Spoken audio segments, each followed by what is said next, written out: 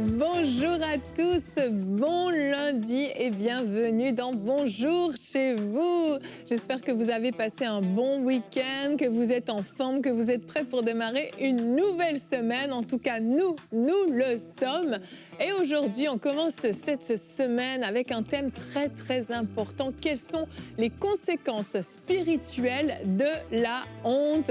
Et je suis avec Aurélie et Frank pour aborder ce sujet passionnant. Non, Frank, ça ne tiendra pas. En tout cas, Frank, il n'a pas honte du tout. Non. Lui, il n'a pas de problème de honte. Heureusement que le ridicule ne tue pas. Qu'est-ce que tu bricoles? Je voulais créer une haute tour d'écran. Mais ce n'est pas... Ça peut fonctionner. Ça tient pas. Mais dans l'autre sens, ça tiendrait. Si tu veux essayer. Je n'ai même pas besoin. En fait. Non, ça sert à rien du tout. Pourquoi je l'aide? On est dans quel monde? Bonjour Frank. Elle m'aide. Je suis gentille. Ouais. C'est dans ma nature, que veux-tu? Ouais, c'est vrai, t'es gentille. Quand j'étais enfant, il y avait des tasses des fois où il y avait notre nom dessus. Et j'étais allée dans un magasin et j'avais trouvé une tasse avec Yveline, ce qui est extrêmement rare parce que je m'appelle Yveline et non Evelyne, je le dis juste comme ça. Et donc Yveline écrit vraiment avec un Y comme mon prénom et en dessous l'adjectif c'était gentil. Oh, c'est bien. Oh. Je trouvais ça drôle. Voilà. Donc, I-Y. Toi aussi, t'as pas honte finalement. Non, on n'a pas honte, voyons. Y-V-E-L-I-N-E. Je le dis aussi, au cas où. Est-ce que c'est parce que des gens l'écrivent mal? Bah oui. Vous allez continuer à parler de ça? Oui, même ton nom. Comment on écrit ton nom, Frank? F-R-A-N-K. Voilà. Aurélie, tu veux nous dire ton nom? Non, merci. L-C-O-R-E-O. Avec un Y à la fin. Et oui, aujourd'hui, vous l'aurez compris, nous sommes libres de toute honte, et tant mieux pour ça. Et Frank fera une rubrique réponse d'experts pour revenir à notre intro. Tu nous diras pourquoi devons-nous confesser nos péchés s'ils sont déjà pardonnés, et on se base sur le verset de 1 Jean 1, 9 et 10. C'est la réponse d'experts que tu feras tout à l'heure. Et aujourd'hui, je vous le dis, pas de témoignage. On l'a décalé à vendredi. Vous allez voir pourquoi. C'est un très très beau témoignage qu'on partagera vendredi. Donc Aurélie, si tu es prête à nous libérer de notre propre honte dans cette introduction, on va commencer avec la pensée du jour.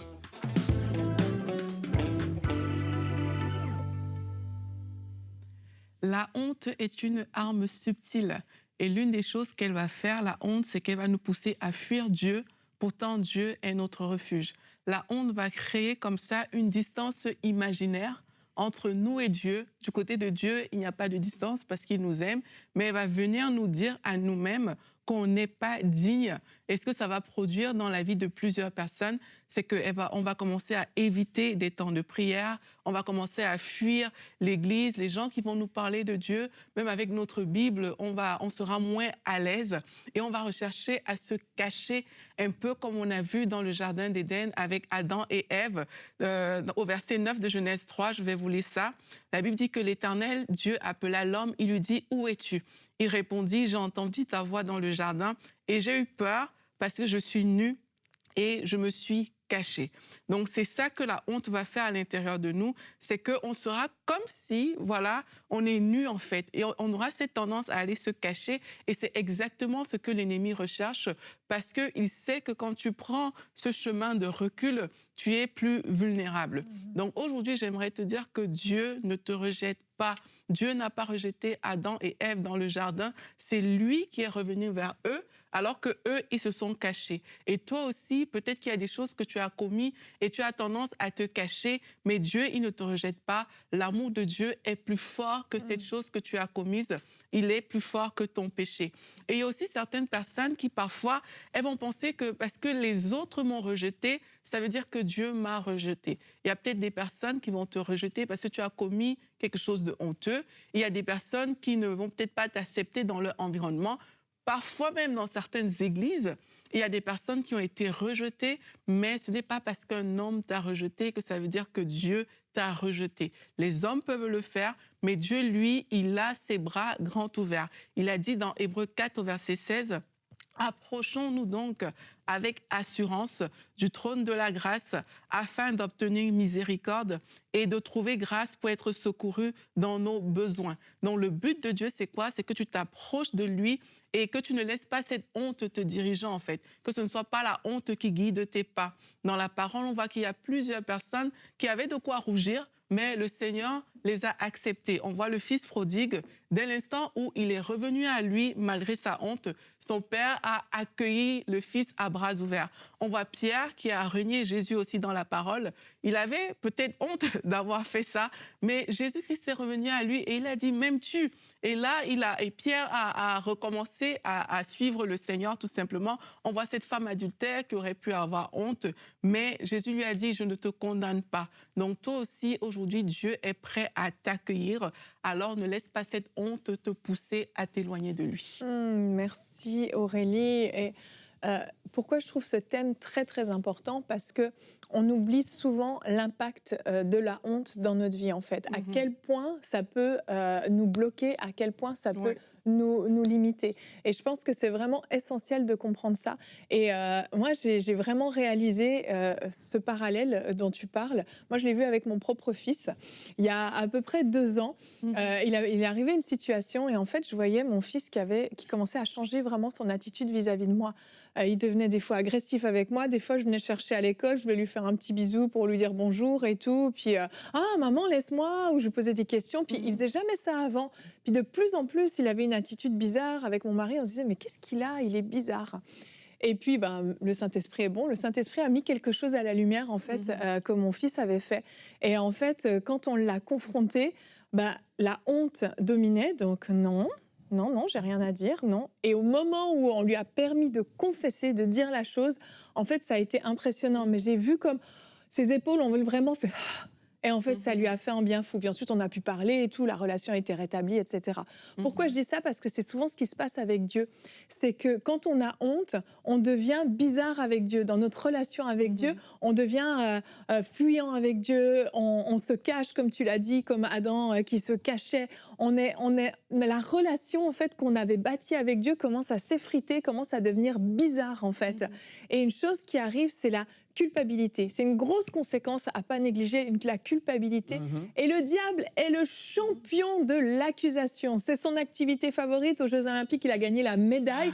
Il est accusateur professionnel. Et c'est un grand, grand plaisir pour lui de venir accuser. Mais j'ai une bonne nouvelle pour vous aujourd'hui. Apocalypse 12 au verset 10, c'est notre verset du jour, nous dit « Puis j'entendis dans le ciel une voix forte qui disait « Maintenant, le salut est arrivé afin que la puissance, le règne de Dieu et l'autorité, ainsi que la puissance, le règne de notre Dieu et l'autorité de son Messie.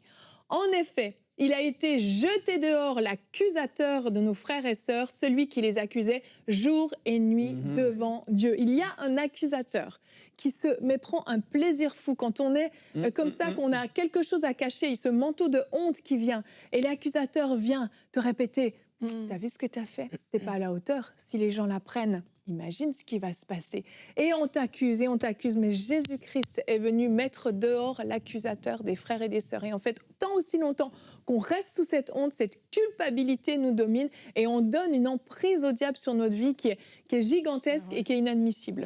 Ouais. La honte, c'est la honte. Hein. Si tu n'as pas envie de la vivre, c'est honteux, c'est nul, c'est désagréable. Et ce que tu as expliqué, par rapport à la culpabilité, celui qui l'a vécu à un degré extrêmement fort, parce que ce sentiment que tu décris de culpabilité et aussi de la honte, ce que ça pousse à faire, j'aime utiliser ce mot du rejet. Et tu t'auto-rejets, en fait. Je ne sais pas si ça se dit, ça. Rejette. Avec 2 T et un E. Du verbe projeter. Et tu t'es auto-rejeté. Et ça, le parfait exemple, c'est Judas. Ouais, c'est vrai. Parce que c'est ce qui est exactement arrivé. Ça peut amener même des pensées de suicide, tellement que la honte s'est ancrée. Tu t'es fait des films, tu as cru les mensonges pourris du diable parce qu'il est un menteur au plus profond de lui. Il incarne le mensonge et il veut te faire croire tous les mensonges, comme quoi tu ne vaux plus rien. personne ne te veut, qui va te pardonner? Comment est-ce que tu peux même penser que Dieu lui-même va pouvoir aujourd'hui t'accueillir? Comment est-ce que tu... Et en fait, tu le crois parce que ce sentiment que ça amène la honte, et qu'est-ce que ça crée? Ben voilà, tu as tous ces pensées-là, et c'est comme tu te auto-disqualifies et tu te auto-rejettes alors que personne ne veut te rejeter. Et s'il y en a, en tout cas, tu les côtoies plus. Alléluia. Mais il ne faut pas que tu tombes là-dedans parce que le rejet, c'est quelque chose d'épouvantable, et ceux qui ne traiteront pas la honte, ça va juste s'ancrer plus profondément. Et Judas, sa fin, ça a été une catastrophe. Catastrophe. L'oppression spirituelle qu'il a dû avoir sur sa vie et dans ses pensées, une fois qu'il a trahi le Seigneur Jésus, ça a commencé. En fait, quand tu pêches, tu fais quelque chose que tu n'aurais pas dû, tu trahis quelqu'un. À un moment donné, même, tu en es quasiment fier. Avant de le faire, tu te dis « Ah ouais, je vais le faire. » Et en fait, tu as les pensées. Ceux qui te motivent à le faire vont être les mêmes, et quand je parle de ceux, ça peut être des humains, mais ça peut être des esprits aussi, vont être les mêmes qui, du moment que tu le fais, que tu fais l'acte, ils vont venir. Comment t'as pu faire ça? Comment tu... Et t'imagines, mais c'est vrai. C'est exactement ce qui se passe. Judas a trahi par le baiser. Il a reçu les sous. Et il s'est bien rendu compte que c'est sous qui est un problème dans sa vie, et les finances. Mais après, tu les as. Et tu dis, mais j'ai fait ça pour ça, et je veux même plus toucher à ces sous. Il me dégoûte. Il les balance, en fait. Il veut même plus rien avoir avec ça. Alors qu'avant qu'il le fasse, il voyait certainement les sous. Ah, je vais pouvoir faire ça, acheter ça, je vais pouvoir... Et tu te fais des films. Et après, tu as une oppression qui te pousse au suicide. C'est vrai. Ça, c'est tellement dangereux. C'est la réalité. Ouais, et comme tu dis, c'est une question d'oppression, parce que Judas aurait pu se repentir. Parce qu'il y a des gens, justement, qui pensent qu'ils sont allés trop loin et que Dieu ne veut plus d'eux. Mais même Judas aurait pu se repentir. Même vous qui nous regardez aujourd'hui, vous pouvez vous repentir, en fait. Parce qu'avec Dieu, il n'est jamais trop tard. L'un des pièges dans lesquels certaines personnes vont tomber quand elles ont honte, c'est au lieu de se repentir, c'est une escalade plus dans le péché. Exactement. Dans le sens que je veux tellement cacher la honte que j'ai que maintenant j'invente des histoires qui s'amènent mensonge après mensonge après mensonge. Et du coup, on se retrouve vraiment dans une spirale où nous-mêmes, parfois, on ne sait plus où on se trouve. Ouais, et là, pourquoi on en parle aujourd'hui, c'est que ça peut allumer une lumière dans ta vie, que le sentiment de culpabilité que tu vis ou de rejet, que tu puisses comprendre qu'en effet, c'est soit une oppression spirituelle, soit que c'est un mensonge qui a été mis là par l'ennemi, et tu dois aujourd'hui dire non, je ne veux plus vivre ça, et je vais ouvrir, et je vais pouvoir dire, demander pardon, je vais pouvoir, et on va en parler dans la réponse d'expert, mais c'est le but de cette émission, c'est pas juste de dire que c'est catastrophique, on le sait tous, mais c'est de voir les symptômes rattachés à la honte, et qu'est-ce que ça va amener ou peut amener éventuellement quand c'est pas traité. Exactement, et je pense qu'il faut être capable de s'arrêter puis de se dire, mais oui, là, je suis sous la honte. Des fois, on s'en rend pas compte, c'est tellement lourd, on se sent tellement mal et on comprend pas. Mais ça te bloque dans ton appel, ça te biaise dans ton identité d'enfant de Dieu, ça te bloque dans tellement de domaines de ta vie, en fait, où tu te retrouves complètement limité, tu fuis peu à peu les autres chrétiens, tu fuis ton église locale, tu veux plus venir adorer Dieu parce que tu te sens sale, tu te sens indigne. Et là où Christ t'a libéré, ben, c'est comme si tu redeviens l'esclave que tu étais avant quand tu es sous la honte. Et c'est vrai, c'est quelque chose qui ne doit pas demeurer, mais alléluia, quelle merveilleuse nouvelle. Jésus-Christ est venu briser les chaînes de la honte, il est venu te rendre libre et effectivement mettre à la lumière est la façon dont tu peux être sorti de la honte. En fait, c'est de faire tout l'inverse de ce que la honte te dit. La honte te dit cache, ne dis rien, ne dévoile rien, ne laisse rien transparaître, fais comme si tout allait bien. Mais en fait, la vérité, c'est de tout mettre à la lumière, de tout déballer. Et comme finalement, c'est passé avec mon fils, et je peux t'assurer, la liberté va venir sur toi. Et on va voir, Frank, avec toi, un point vraiment important. Pourquoi est-ce qu'on doit confesser nos péchés alors qu'ils ont déjà été pardonnés? C'est la rubrique Réponse d'experts.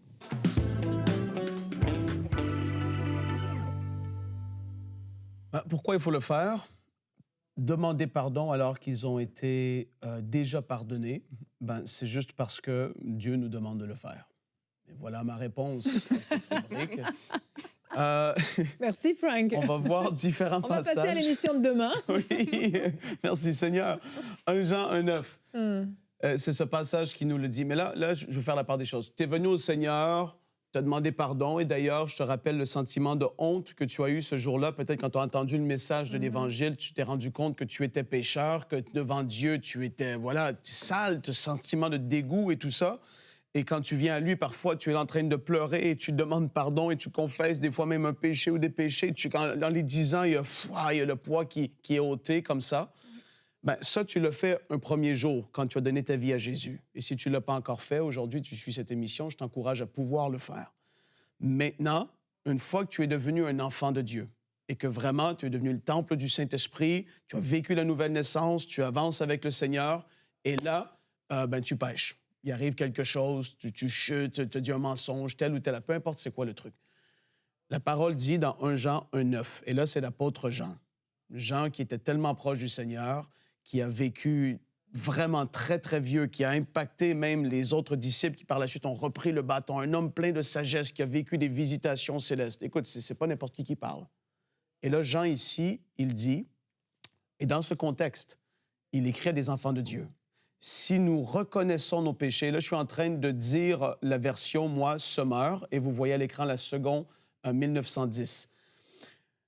Je vais le lire, ce que vous voyez. Si nous confessons nos péchés, il est fidèle et juste pour nous les pardonner et pour nous purifier de toute iniquité. Il parle à des enfants de Dieu.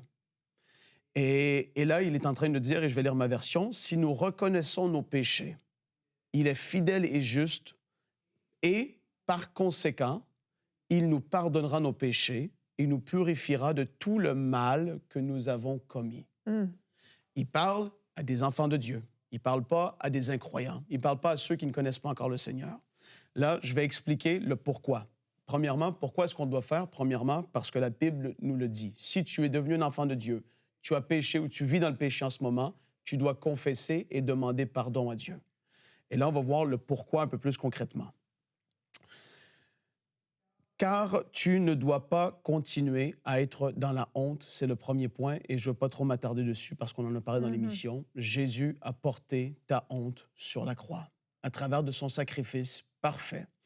Et lui, il a vécu la honte afin que toi, tu n'aies pas à la vivre. Je veux t'encourager aujourd'hui de sortir dans ce sentiment qui est là, qui affecte tes relations interpersonnelles avec peut-être ton époux, ton épouse, des amis, etc., parce que tu as ce sentiment de honte et de culpabilité qui est là. Je vais devoir aller vite, Evelyne, parce qu'il me reste 10 de batterie, là. J'ai 10 sur mon iPad. Frank. Baisse ta luminosité. Deuxième chose. Premièrement, ben parce que Dieu veut que tu le fasses, il demande de le faire. Mais tu vas comprendre le pourquoi. Deuxièmement, parce que tu ne dois pas continuer dans la honte. Troisièmement, parce qu'en le faisant, en confessant ton péché, à Dieu, premièrement, mais après, tu vas pouvoir aller aussi vers quelqu'un éventuellement. Je vais expliquer le pourquoi.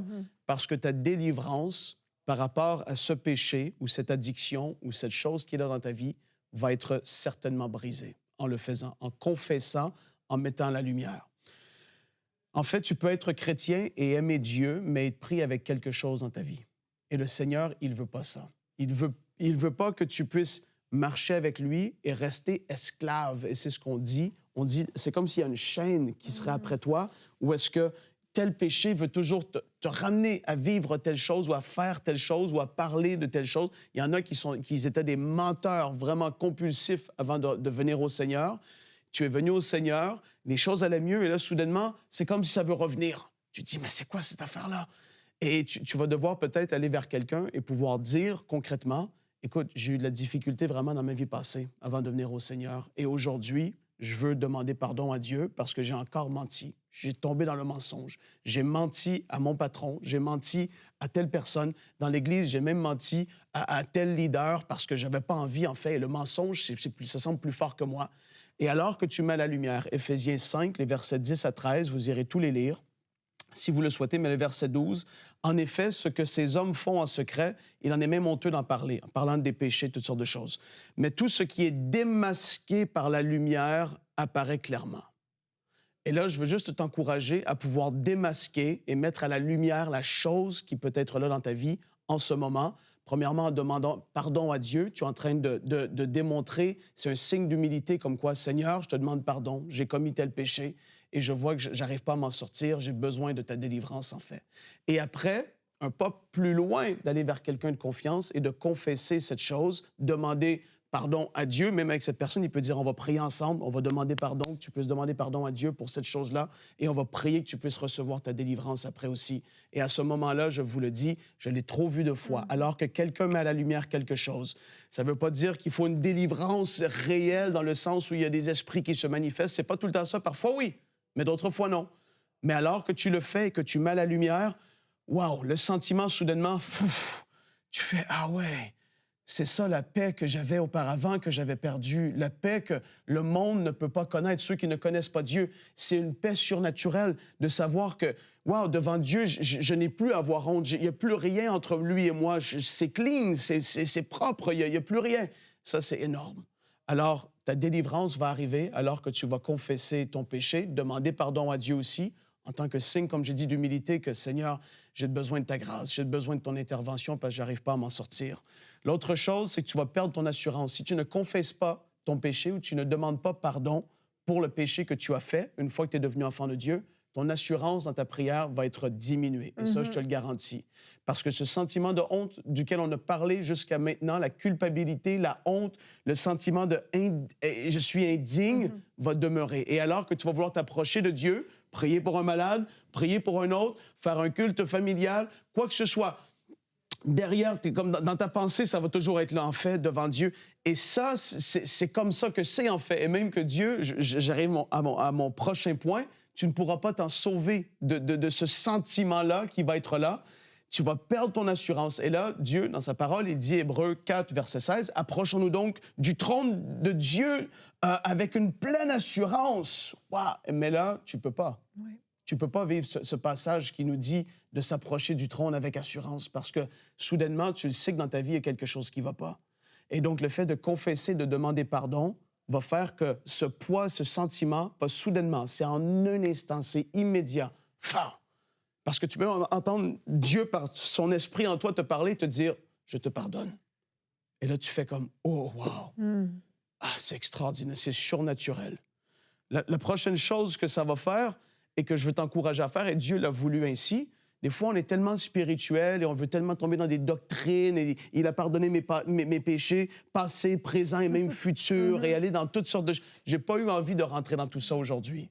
Moi, je te dis juste que Jean a dit que si nous avons péché, il faut qu'on demande pardon à Dieu. Peu importe ta doctrine, elle est laquelle, je te garantis que si tu pêches ou que tu vis même dans le péché, tu ne pourras pas être en paix vis-à-vis de Dieu ici-bas sur cette terre alors que tu marches et tu vis ta vie de chrétien. Tu ne pourras pas.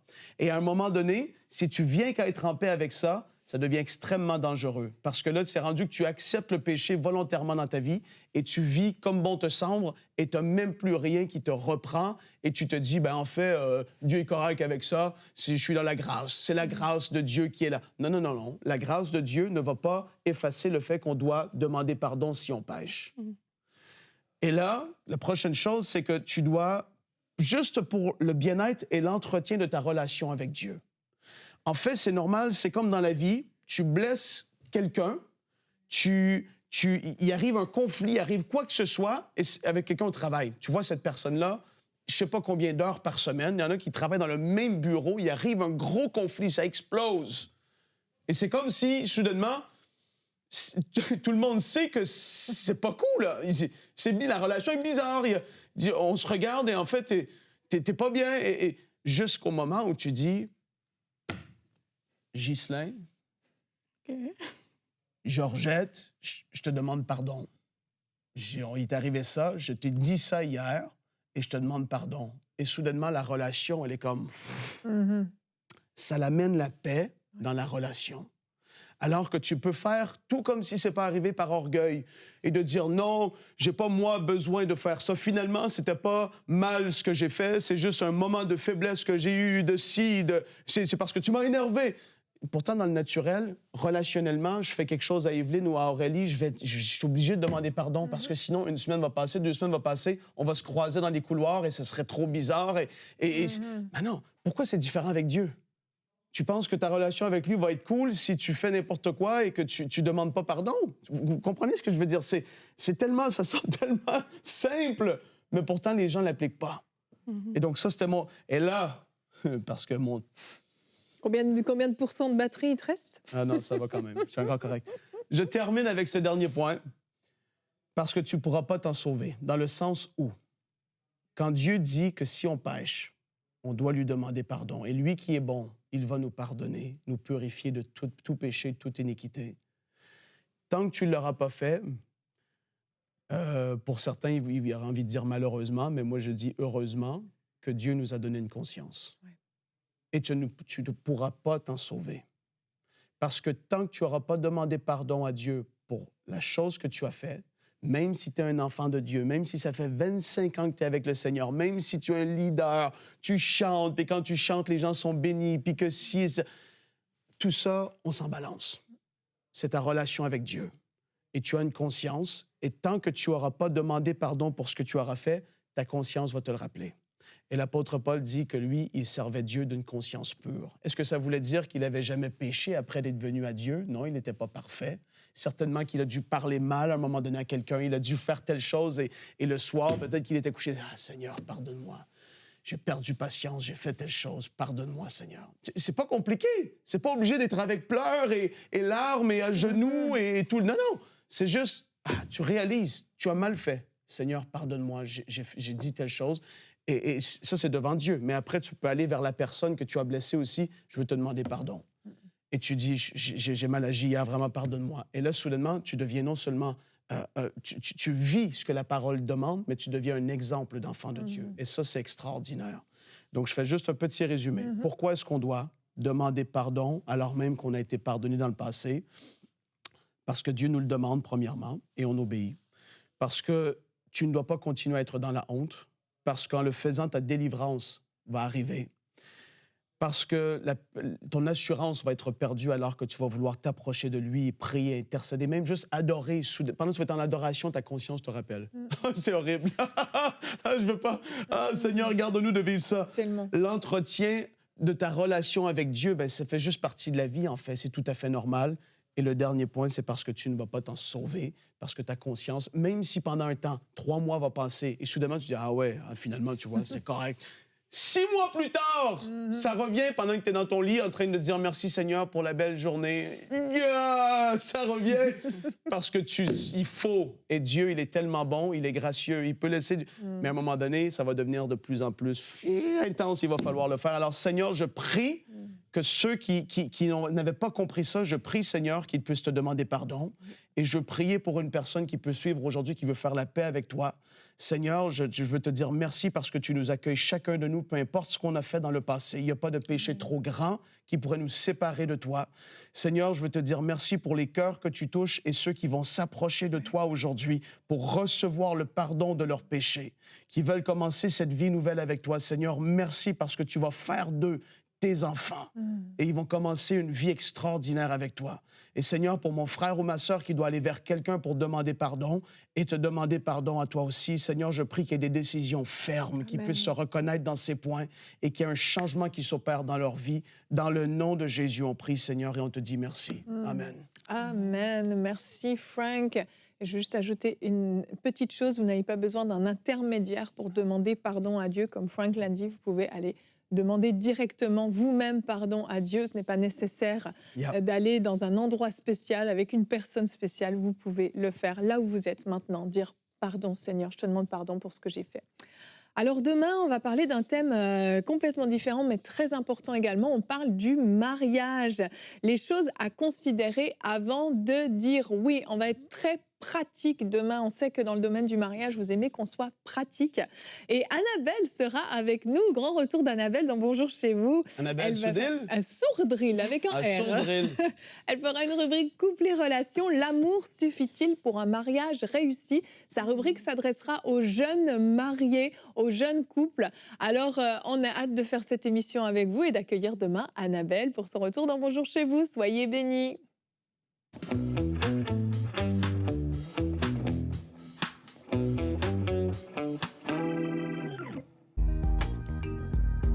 Merci à tous nos précieux partenaires, grâce auxquels cette émission a pu être réalisée.